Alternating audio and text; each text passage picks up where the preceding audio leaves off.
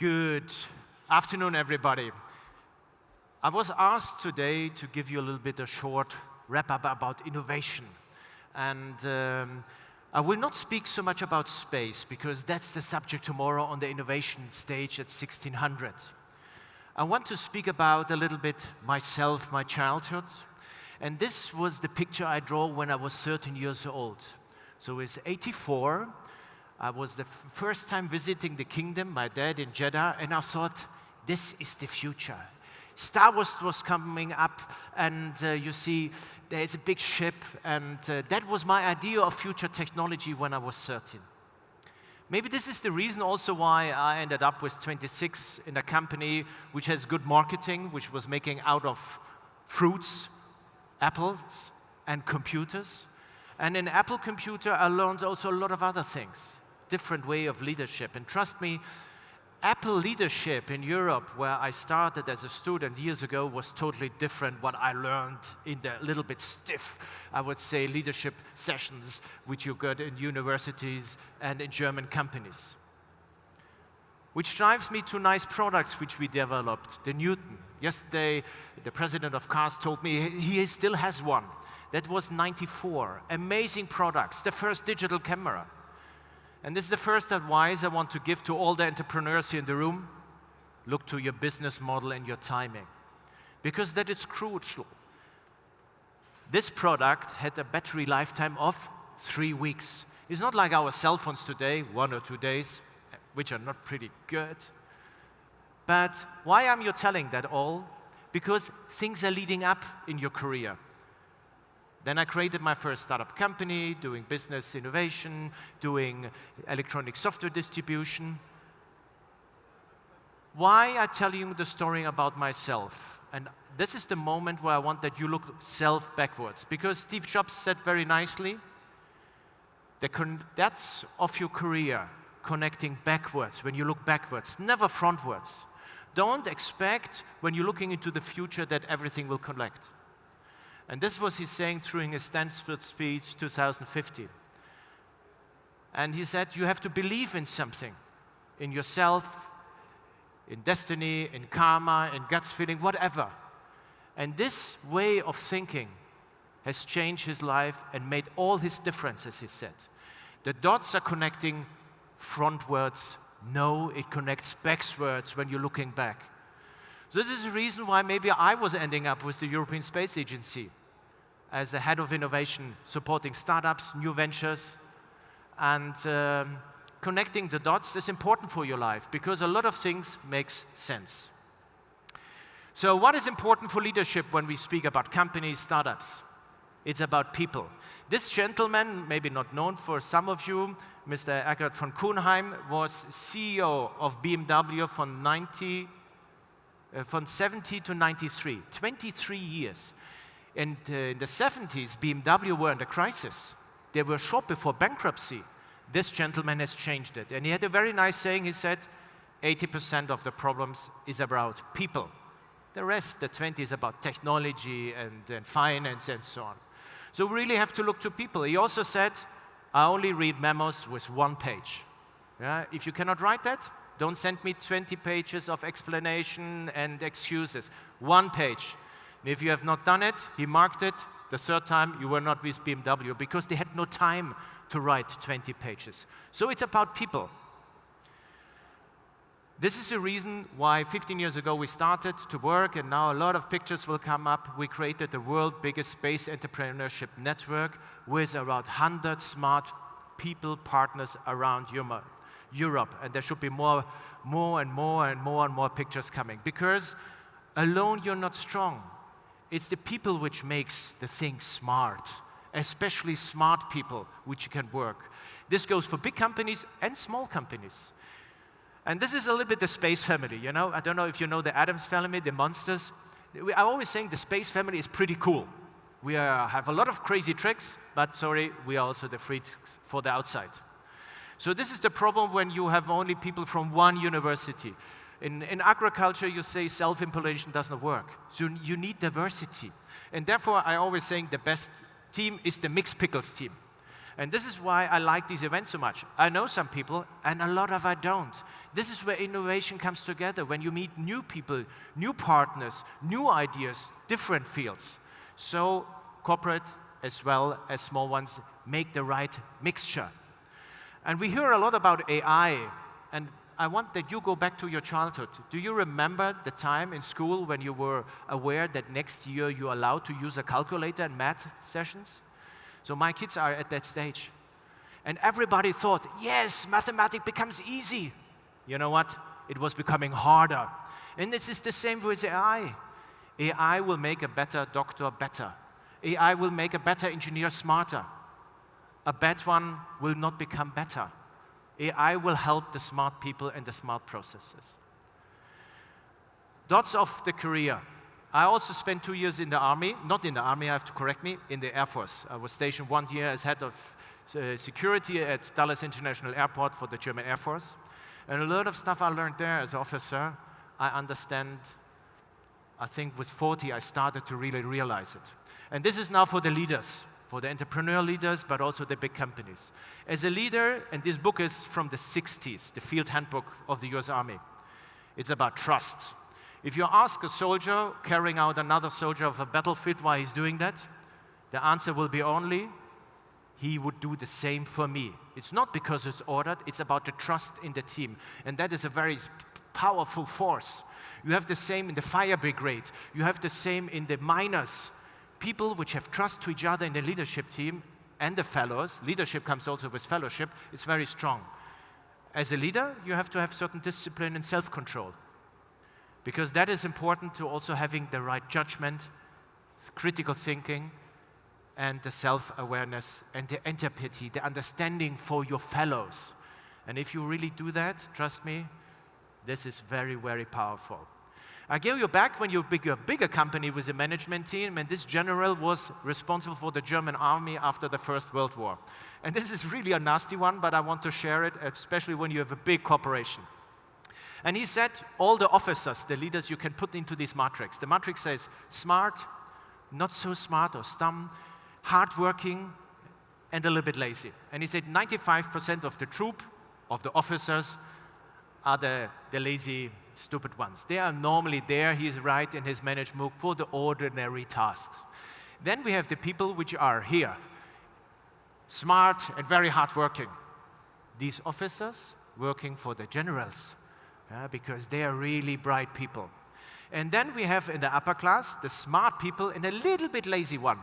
So what the general was writing, these people are foreseen for the highest management position because they have the necessary distance also to implement difficult tasks and have also the right reflection to make the right things and give the right orders to their staff to implement it. The only one you have really to be careful are the active lazy ones, active stupid ones, because they never think something can good come out of that.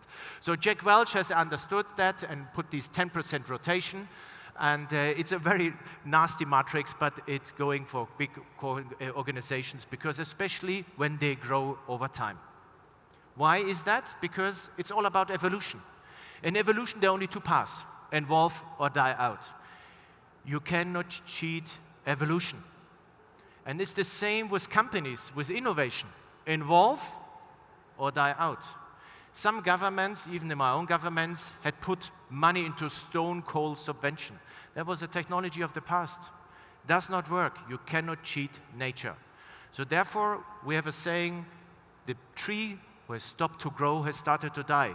Evolve or die out. And this is for all industry in every size, in every industry. Why? Because the numbers are just brutal. If you look from today backwards, 70% of the companies which were the Fortune 500 are remaining. 70%. That's 50 years. That's not much. We look 2000. Half of the companies are remaining.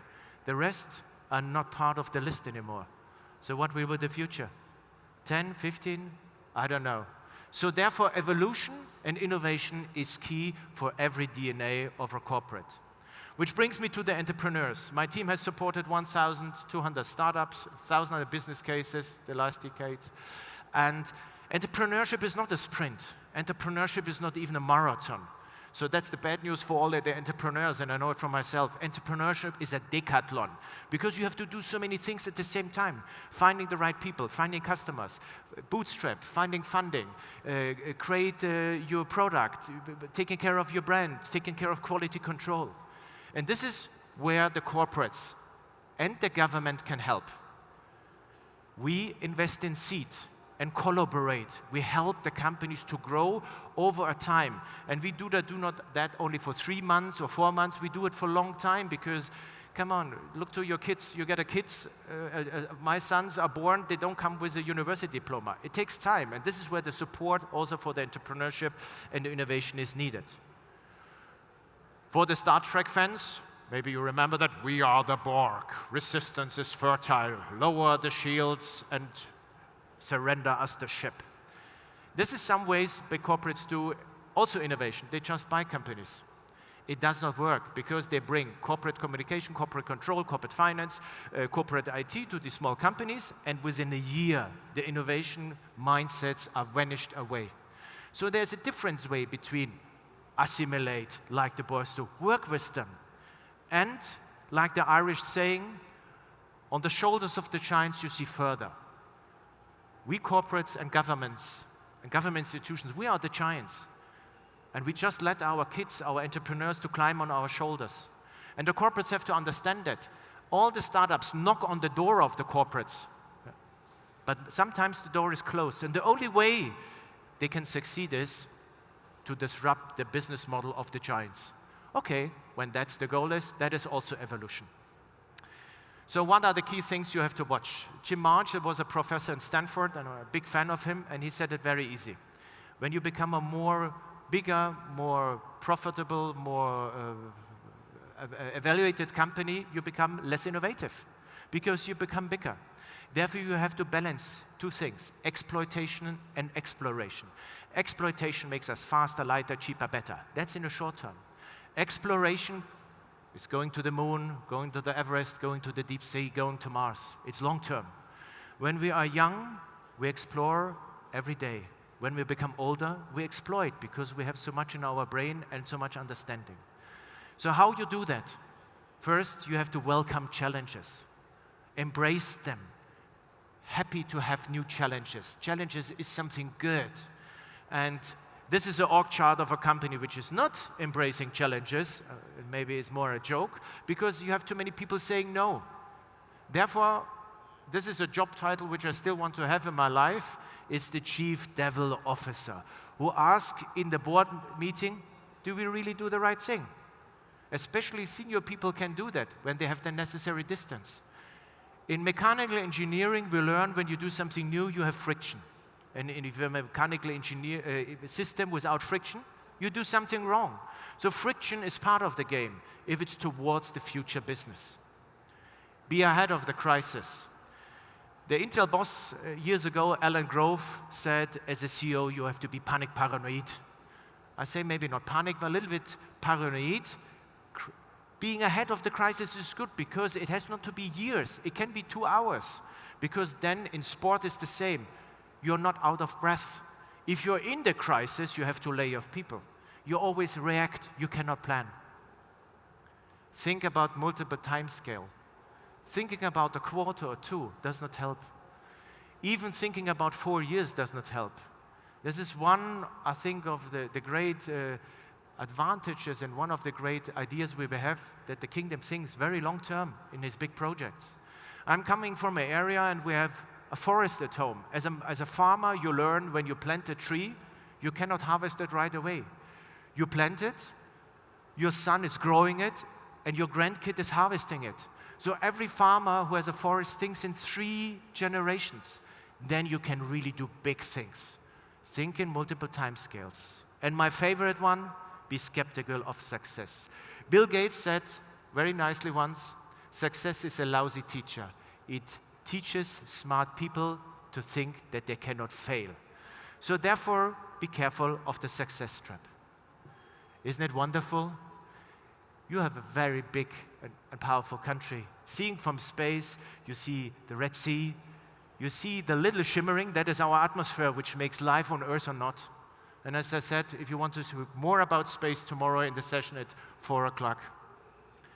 But it also shows that the big picture is really frightening. It's pretty small, these blue earths, the blue marble and the blackness of sky. But when we look with the big pictures, we see the opportunities. In space, we will be able for that. There will be in the next 5 years, a lower Earth economy. There will be 100,000 satellites launched, and the kingdom will have a share on that.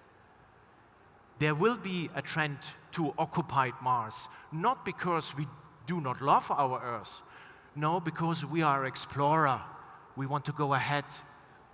The Russian scientists said very nicely, Earth is the cradle of mankind, but nobody wants to be in the cradle forever. And maybe we find new customers, new partners, new airlines, and new routes. Why is that important?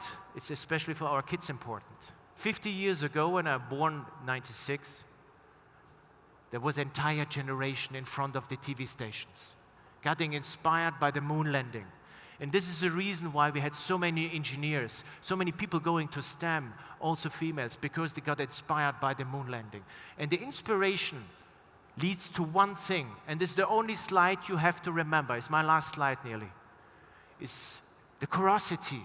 This is my son. I have 2 boys, Lukas and Johannes, twins. And my son Johannes was sitting in the toolbox in our holiday home, and he was dismantling the toolbox. Screw, what is this? A screwdriver, a nut. Where's our curiosity? Our kids have that. Find your curiosity back. Look where you and your organization, you go on the autopilot. Look where the last time you have done something new, what it did with you, where you can innovate. Let's find our curiosity back, because this is what it drives us. And it's so much fun to see that. And my kids, they do remind me every day. My startups remind me every day. And for the end, I share you a picture from Mars Express. On the way to Mars, Mars Express was turning back to Earth and shows us a picture which is not familiar with us. On the one side, you see our blue marble, our mothership Earth, and the other side, you see Moon. And sometimes that is enough that you step back, turn to see the big picture, because that's the space you need to need your business off the ground. Thank you very much.